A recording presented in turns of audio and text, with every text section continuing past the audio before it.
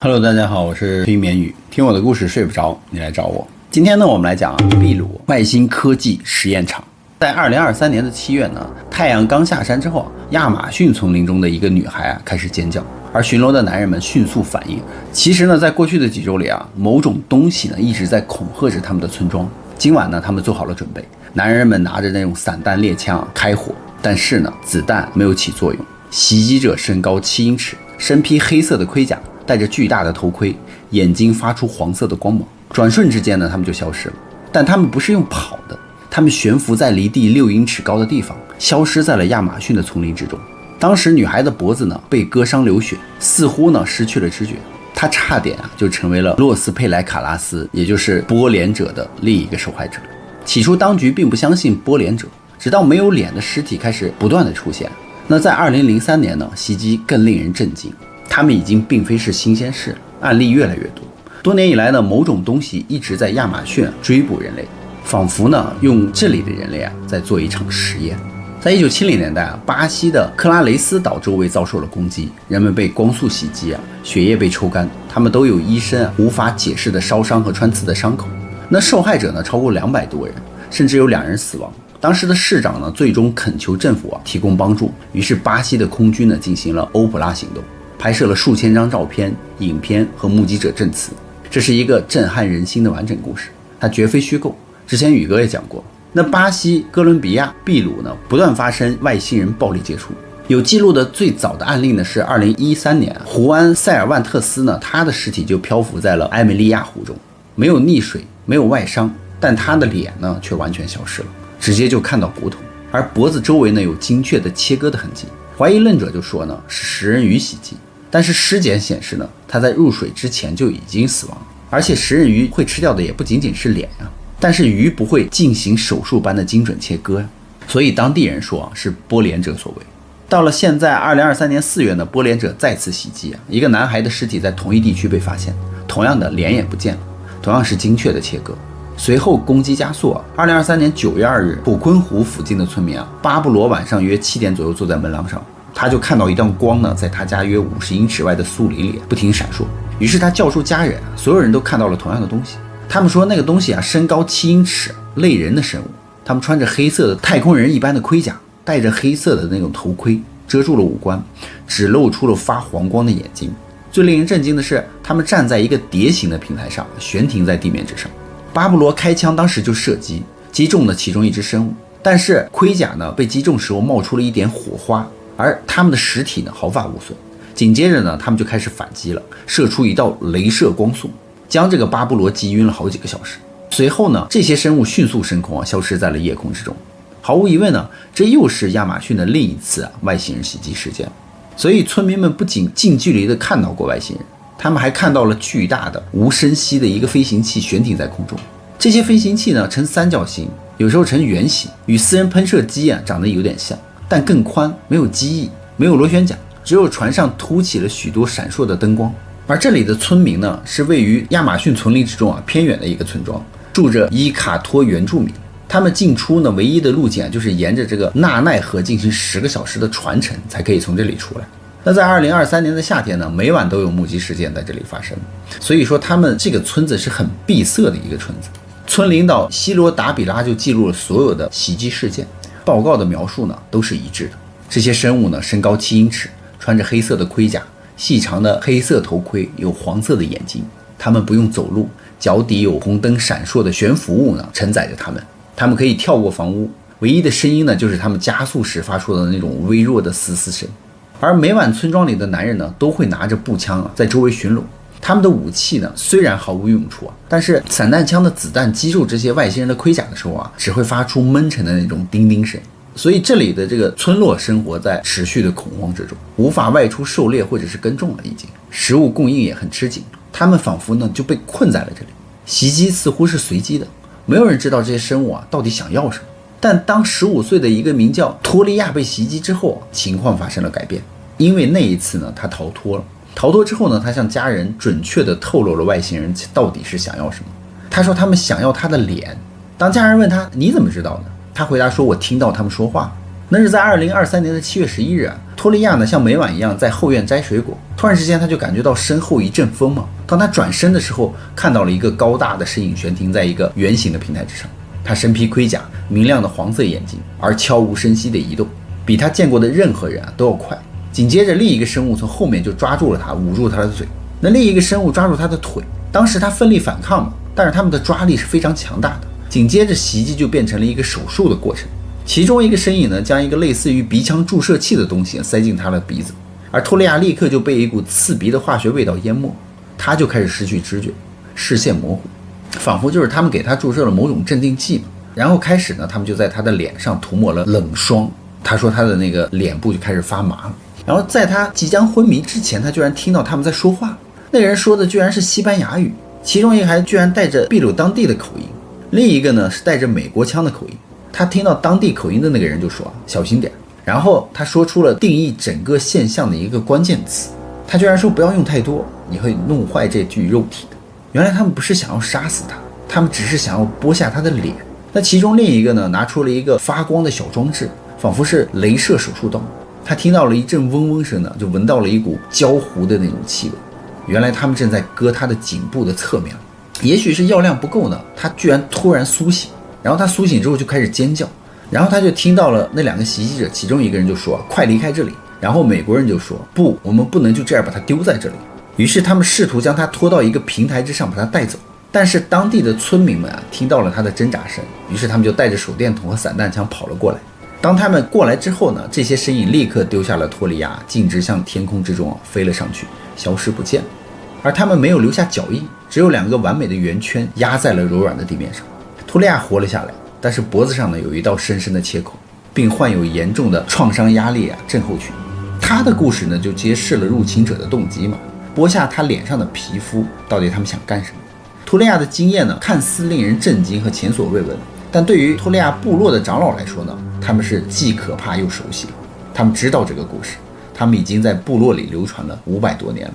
长老们说这就是皮斯塔科传说。长老们说他们现在的技术是新的，但是袭击的方法呢还是跟以前一样。伊卡托部落的长老清楚地知道他们面对的到底是什么，因为他们的祖先曾经就面对过，他们给他取了一个名字叫皮斯塔克。在16世纪呢，西班牙的征服者就带着钢铁、火药席卷秘鲁，那时候他们在寻找黄金嘛，任何挡路的原住民呢都被他们杀死。但更糟的是，西班牙人从死者身上获取了一些东西，一些安第斯山区的人认为非常有价值的东西，也就是人油。在欧洲人油当时被用来治疗伤口、润滑机器、保养武器，但他们相信呢，人油还具有更强大的功效。对于安第斯人民来说呢，这是一种亵渎。在他们的文化之中认为脂肪也就是生命，夺走一个人的脂肪呢，就是获取他的精髓。所以皮斯塔克呢，就是从这种恐怖的事件之中诞生的一个传说。一个皮肤苍白、夜间捕猎、携带刀具剥下受害人皮肤的人。这不仅仅是一个鬼故事。在2009年呢，秘鲁警方就捕获了一个贩卖人油的团伙，他们携带着装满液化人油的那种塑料汽水瓶，在黑市上售卖。因为有些人油是用于高档化妆品，价格高达每加仑36000美元，所以古老的传说呢，居然找到了一个现代的市场。皮斯塔科的证据不断的出现。几天之后呢，这个村庄的农民就发现了有羊都死了，伤口呢居然跟这个墨西哥的动物残害事件一致，头上钻了2个窟窿，眼睛被摘除，大脑消失，没有血迹，没有足迹，无法解释这是如何做到的。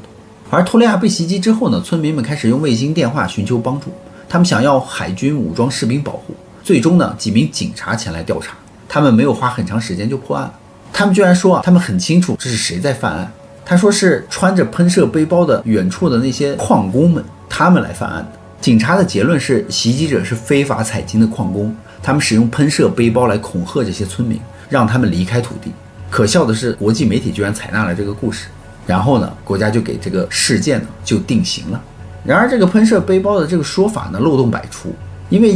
就是技术达不到商用的喷射背包噪音非常大，难以控制，而且飞行只能几分钟而已。但目击者称他们悬停数小时，以超人般的敏捷速度来移动，还可以飞过房顶，而且悄无声息。所以说世界上任何一个地方都不可能做得到这样的技术。第二就是缺乏证据嘛，整个7个月，村民在周围设置了带有各种散弹枪诱发的那种陷阱，他们还听到了陷阱在夜间被触发开火，而每天早上去检查，想要发现尸体的时候，却只能发现神秘的椭圆形的那种脚印。他们说那个脚印呢是人类的2倍大，而且没有血迹的。第三就是动机不合理啊，如果是非法矿工，他们应该是保持低调呀。那这些恐怖袭击就引起了全球关注啊。一个偷偷采矿的行动，最不希望的就是媒体和警察来造访他们。而第4点就更搞笑了呀。而他们这个村庄附近呢，就是一个无金矿的一个城市呀。矿工们为什么要来这里呢？所以喷射背包的故事就完全崩塌了呀。而这个城市呢，是拥有35000人口，但是这里却没有金矿。然而有人却拍到一个类人生物呢在深夜爬上屋顶的影片。一个矿工会这样做吗？如果这些袭击者不是矿工，那么我们面对的可能就比这些信息更黑暗。所以说他们到底是谁？近年来他们说每年呢有12000名妇女在秘鲁失踪，其中大多数是少女，找到的还不到一半，有的被贩卖，有的呢彻底消失。那消失的人到底去了哪儿呢？一些调查人员就认为这些妇女被卖到黑市了。他们觉得就是当时有那个人体器官贩卖嘛，黑市的器官贩卖呢是数十亿的产业，一个尸体有可能卖数百万，所以剥脸者的动机呢就有了可怕的现实的背景，有可能是器官采摘嘛，因为他们那个村庄是很偏远的呀，就为他们提供了动机嘛。那偏远的村庄如果去做一些坏事呢，根本就传不出来，没有人知道。但是很奇怪的是，这个理论又无法解释他们所使用的那种先进的技术呀，因为黑帮虽然很有钱，但是他们没有这种技术呀。那如果我们假设这些袭击呢是人类而非外星人所为，那谁会拥有如此先进的技术呢？那就只有美国的中央情报局CIA 和军方可能会拥有。那我们接下来再看一看美军方是否在这些袭击发生的同时也在这附近活动。当地的村民遭受袭击的时候，丛林中存在着另一股力量，那就是有组织武装的美国人。因为在那个夏天呢，美国军方正好在伊基托斯海军基地呢执行一个项名为坚决哨兵2023的大规模演习。该基地呢就在这个村庄的上游不远处。当时的时间呢是87名美国的海军陆战队员一直在该地区活动，直到7月9日。而剥脸者的袭击呢是在7月11日。而此次美军的演习呢还涉及到了美国多个部门，甚至包括太空军。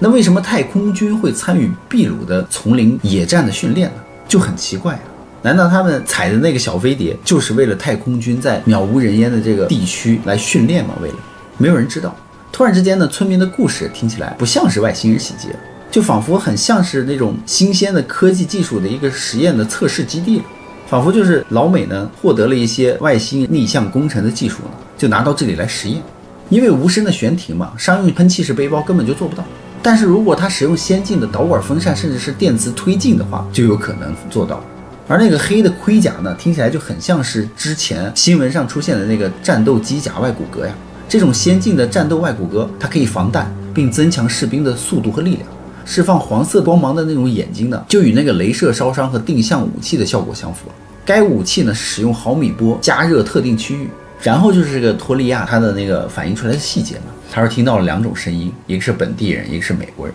而秘鲁亚马逊的地区呢，是进行秘密行动和实验设备最理想的一个实验场，因为那里地形茂密，监管有限，没有媒体介入，是一个有着长期被剥削历史的一个地区每年有数千人在这个地方失踪，而且这里呢还是秘鲁政府最不喜欢讨论的一个地方。因此呢，官方就说是什么非法金矿工背着喷气背包往这个世界上推。而且呢，当时政府还说他们当地的村民是迷信，但是当地的村民们并不买账。几周过后呢，这里的食物短缺，政府呢又沉默不管，所以这里的人们就只能靠自己了。于是在2023年的10月呢，居然来了一个救援，他就是美国的探险家兼调查员提姆·阿尔布里诺和前海军陆战队道格索顿。他2人就发起了一次私人资助的亚马逊探险。他们的任务呢，就是提供援助并寻找真相。于是他们就带来了物资、食物、药品以及大功率的那种手电筒、无线电和带录像功能的夜视镜。这阿尔布里诺呢和索顿在村庄里待了几天每天他说每个人都处于紧张的状态，那里的男人们都手握着散弹枪，即使白天也是如此。但是他们的武器功能还不全，枪管生锈有的是用胶带绑。在采访了数十名袭击者之后呢，阿尔布里诺就坚信这里的村民所说的一切都是真实的。但是他不相信他们看到的是外星人，他相信他们面对的是一个强大的国际组织，有可能是涉及到了贩卖器官或采集等等。而他们居然可以使用先进的技术，有可能就是逆向工程的外星科技了。而他们弃婴指高悬停，居然恐吓着一个偏远的村庄，如果你说他是外星人的话，那根本不可能呀。为什么他们会说美国口音的西班牙语，还有当地口音呢？所以只能说是有美国人参与其中。而他们的演习是7月9号结束，袭击呢是在7月11号，时间线是对得上的。两个地方的口音呢，就代表他们是联合行动。但是为什么他们要做波联者呢？我猜想啊，这里可能是外星人与人类呢合作，而外星人呢是需要人脸呢来隐藏他们在地球上的行动，而人类呢正好又拿到了外星科技来作为实验，所以呢两者互补，一拍即合，就在这里替外星人去拨一些脸下来啊，好让他们在地球上呢方便行动。而另一方面呢，又可以实验外星人教给他们的科技。所以仿佛他们就把亚马逊的这个村庄呢当成了一个外星科技的一个实验基地，是我个人认为的，所以大家觉得。那么好了，故事呢宇哥也就讲完了，别忘了订阅关注宇哥的频道，看后续更多精彩内容哦。